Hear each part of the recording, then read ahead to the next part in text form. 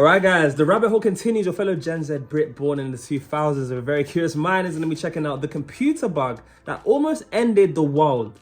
The Y2K debacle. Guys, look, I've seen kind of a brief kind of overview of kind of what this was about in previous videos I've been doing, so checking out what life was like, you know, during the 1970s, etc., 1980s.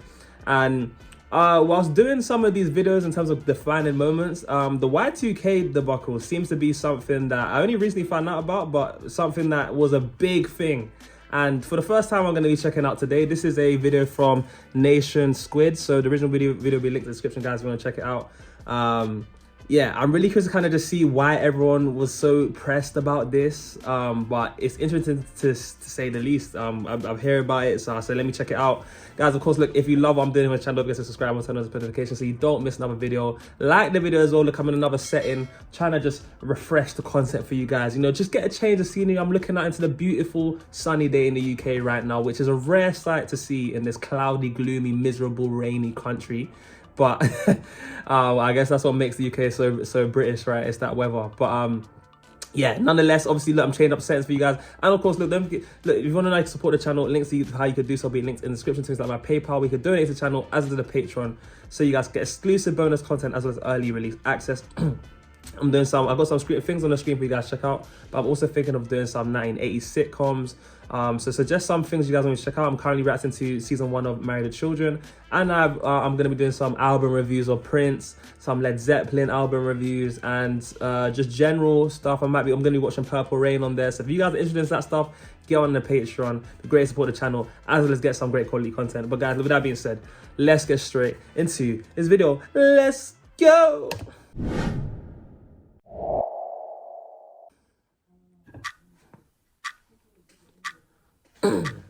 The year 2000 was going to be very special for a multitude of reasons. We were entering into a new millennium, a new era, a year that only existed in science fiction stories. This was by no means a conventional new year. It was finally the future. Yo, why is it so intense? But maybe not the future everyone was anticipating. Millions of people around the world spent their last moments in the 1900s staring at the clock. You're joking. But not for the reason that you might think. Instead of celebrating, they were terrified. Because as soon as the clock struck midnight, what's gonna happen? The world was going to end. And within the blink of an eye, the year 2000 would instead be a future now past. Ooh. Word had been going around about this upcoming event for years now. The public even coined a name for this phenomenon, Y2K. And as the late 1990s creeped up and the year 2000 approached, people crowded up stores across the world and lined up to buy food, water, weapons, and supplies to create survival kits. Because on this date, according to many credible sources, computers would malfunction, prison gates would open, dams would flood, banks would lose all their money, nuclear missiles would launch by themselves. They did this because they were told the end was near. Are you serious? Are you really about to tell me that's how deep it was for a lot? You pretty much thought the world was going to be ending. That's insane, because some sort of malfunction that was going to happen, but obviously it didn't happen because, you know, I'm currently filming this in 2024, but to imagine that's the precedent that was set, I can't imagine how scary that would have been going into the 2000. But okay, what? They did this because they were told the end was near. But why? What exactly caused such a strange worldwide panic like this one to arise? Worldwide. If the year 2000 was so dangerous, how are we still here? Right. To fully understand the curious story behind Y2K and how it was able to cause such the level of panic that it did, we first need to discuss what exactly all of it means. To be clear, world-ending predictions were by no means a new thing. But no, this was something different.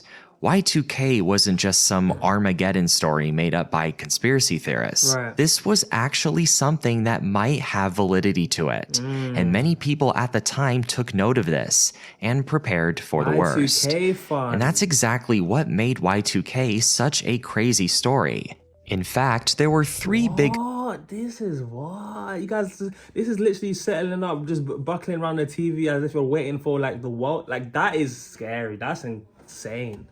What made Y2K such a crazy story? In fact, there were 3 big things going on in the 20th century, and especially the 90s, that were responsible for the Y2K scare. The exponential growth of technology, the ambiguity and mystique that was present behind the brand new personal computer, and the overwhelming access of information that the world saw at the end of the century. Right. And these factors also tie into the origins of the Y2K story. So what exactly was the story? How did Y2K work? The answer to this question actually goes farther back than you might think. The first known mention of Y2K as a legitimate issue goes back to 1958, discovered by an IBM employee, Bob Bemer, who was also a renowned computer scientist at the time. He proposed this idea of a 2000 bug during a time where computers were still brand new, a lavish and costly byproduct of World War II. But with time, these machines could become incredibly sophisticated and part of our everyday lives, and he recognized this. In 1958, memory was extremely expensive, and naturally, to save money while maximizing efficiency, they removed what they thought was redundant information. And that's what Y2K was centered on. It all had to do with how numbers were presented on a clock. That's where the term Y2K comes from, abbreviating year 2000. You see, computers at the time... Wow, 2K, Y2K. Now the name makes way more sense. And I guess it's like he's saying, on brand with getting rid of all the information that you deem as unnecessary to save kind of storage, memory. Wow, okay. This is interesting. It comes from abbreviating year 2000. You see, computers at the time only took the last 2 digits of a year into account when calculating the date, as having the 19 at the beginning of each set of digits just used up more memory than was worth. The last 2 digits were more than fine. It is not like people were looking at these computers to see what year it was anyway. It was used for logging and record keeping, and the last 2 digits were plenty for that. There were even some computers that only used 1 digit to represent the year. So instead of 1978, you just had 8. Wow, that's different. I mean, everyone knew it was still the 20th century. But what would happen as we approached the 21st century? Well, naturally, the year 2000 would have to be represented as 00. But how would a computer that only stores the last 2 digits of a year react to that? Would it read it as 100? Or would it backtrack and read it as 0 and slowly tick back up as the years progress? Is the year 2001 or 1901? Now, at face value, this probably seems like a mixed bag in terms of severity. There were those that saw this as just people overthinking how a computer operates. If they're making too much out of it, it's not going to be anything. Just another day. Of course, I may be wrong. While others saw just how serious the implications of this could be. Yo, people really storing things up in like their basement, like there's gonna be bombs dropping, like that is serious. Others saw just how serious the implications of this could be. I don't think you have enough time, because as the year goes on, supply is going to be less and less. Keep in mind, even at the time... And that's the thing as well, like it seems like, you know, there was definitely an element of uncertainty. Even that woman that was just talking about how people are overreacting, but then she still prefaced it with, I could be wrong. So it wasn't even like a clear thing of, like this isn't going to be a thing. Like people were generally taking this very seriously, which is interesting to see. Obviously, it's a bit easier for me to look at it from hindsight, but I can imagine how scary this would have been back in the day, man. Computers just don't store dates and times to be organized and keep records. They also use these dates and times to make important calculations with data. The bank is a great example of this. There were fears that on Y2K, all the money in the banks would be gone. And there's a valid reason to think this, and it all has to do with computer error. It's not like on January 1st the money would just disappear from all the safes, but instead the bank servers and computers would calculate the money's interest based on the time and date. If the computers were to clock back to 0, the interest would likely be all over the place. That's what people feared, and that actually was the case. Wow. On January 1st, 2000, a man in Germany very briefly had $6 million in his bank account, with the transaction for the interest on his account dating to December 30th, 1899. Wow. The bank was calculating all the interest that had compounded since that date. Oh, no. Now that was just one bank that didn't update their software on time. No. Imagine this on a global scale. Oh, no. People see their new account balance, they scream a couple of eurekas, and now thousands of people are withdrawing huge amounts of money at the bank. Wow. Or maybe you have the opposite problem. A bank transaction is read as being dated 1999, and the computer panics because it thinks it's 1900 and calculates the interest backwards. Now people's accounts are in overdraft. They panic sell all their assets, they take out loans, and now the banks are again empty that way. Wow. This is actually very similar to what happened with the stock market crash in 1929. But instead it's... So this is giving me flash, because I've seen some, I'm thinking if people would have been like thinking about the 1930s depression and stuff like that. Obviously the crash happened in 1929. Like this is, like people are really anticipating this is going to be really bad. This is going to be really bad. Very similar to what happened with the stock market crash in 1929. But instead it's definitely affecting the economy though, right? Because if everyone's selling their assets and people are taking loans out and stuff and banks not having actually money inside of it and type thing, that's surely going to affect the economy to some, that's going to have a knock-on effect surely, right? Computer bugs. Not only that, in Japan, nuclear energy plants actually had several alarms start to go off a couple minutes after midnight due to this bug. Wow. What if the same were to happen with missiles and create false alarms of a potential nuclear attack? Now you probably see where the problem lies, and naturally why people panicked. And banks and nuclear missiles were only part of it. All these issues created by the bug would make the everyday necessities and privileges of society to malfunction or even cease to exist, which would lead to anarchy and, before you know it, full-out civil war. Y2K would be the quick domino effect for the end of the world. Low-key, but let's go back. That's how it's looking. Now that the picture's being built, I can actually see why people are shook. Wow. The quick domino effect for the end of the world. But let's go back a bit and see what our options are. Because luckily Y2K can be stopped, but it's going to take a lot of work and be very expensive. This is exactly what people in the late 90s were thinking. They had to act fast, and in many respects, they did. There's a scene from Office Space that actually describes Y2K and the Debug Effort perfectly. A film that's actually from that era and came out before the year 2000. An adult comedy unintentionally serves as a valuable primary source for studying Y2K. I sit in a cubicle and I update bank software for the 2000s. In 1958, people mostly disregarded the warning proposed by Bemer, both due to distance in time and constantly changing technology. 2000 was still 42 years away. We had some time to worry about it. But as humanity continued putting it off and procrastinating on fixing the problem, the date continued to come closer, and Y2K was presenting itself as more of a bigger threat every day. I can imagine. But people in 1958 assumed that 40 years from now, the old computers would have been upgraded by then to acknowledge and fix that problem. Except in many cases, that was not true. Lots of companies who didn't feel the need to put all this effort and money into upgrading their machines just stuck with the old technology. As you can clearly see, there's a bit of a contradiction here. People believe that in the future, all the computers and their software would be updated to fix these problems by then. But at the same time, a lot of these companies had no reason to upgrade because the 30-year-old machines still worked.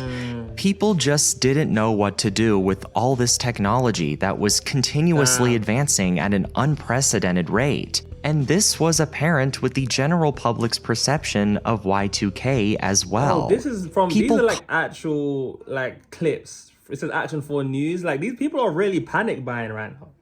People constantly had to adapt to new things and ideas, to the point where change became almost routine. Oh, a devastating bug is about to end the world? Might as well prepare for the worst. Right. It is very easy to underestimate just how much technology changed during the 20th century. We went from the horse and buggy to the Hubble Space Telescope in one lifetime. That's true, you know. Jeanne Gelma, who met Vincent van Gogh when she was a teenager and was almost in her 40s when the Titanic sank, lived long enough to use Netscape Navigator and see Jerry Maguire in theaters. Technology changes a lot in 100 years, and that can be intimidating. The personal computer being used by the masses was still a new concept, meaning that a lot of these people didn't really understand it, or really care to understand it. The general public wasn't putting effort into learning about the technical details behind the Y2K bug. They were just living their normal lives, watching the TV and reading the paper and reading on the internet what the media was telling them. And that was the key component which really brought the Y2K panic to its extreme. That makes sense. Like I can see how this narrator is kind of painting in a story. I can see how all of these prerequisites and these habits that people had at the time and the way they did life is just would brew for something like this to become such a worldwide kind of fearful moment. Component which really brought the Y2K panic to its extreme. Consequently, in the 90s, you had the rise of fake news.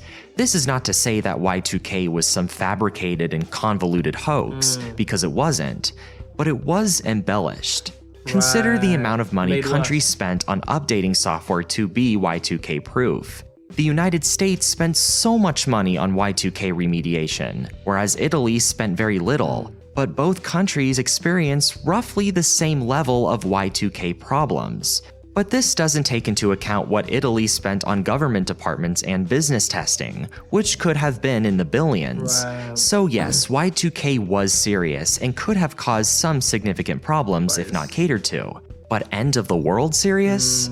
Probably not. It's a bit embellished, But this didn't stop the news from telling people that airplanes were going to fall out of the sky and that a worldwide famine would occur. Airplanes and trains may come to a halt. The 90s were essentially a transitioning point between having to believe everything you hear on the news because, well, it's all you have, and anyone being able to write the news. In the 60s, when television was still new, you mainly had people like Walter Cronkite, just sitting in front of a camera, stating the news, stating the facts. And you had newspapers. The only information you could really get was from corporate companies who specialized in research and accuracy. In the 90s, you had the internet. More news, more information. You can thank the personal computer for this. An explosion of easily accessible information, and more people being able to share their opinions through blogs, online journals, etc. With the internet. That is so interesting with, okay, so that's what I can see the personal internet thing, the home computer being more of a interesting because information is now being more readily available.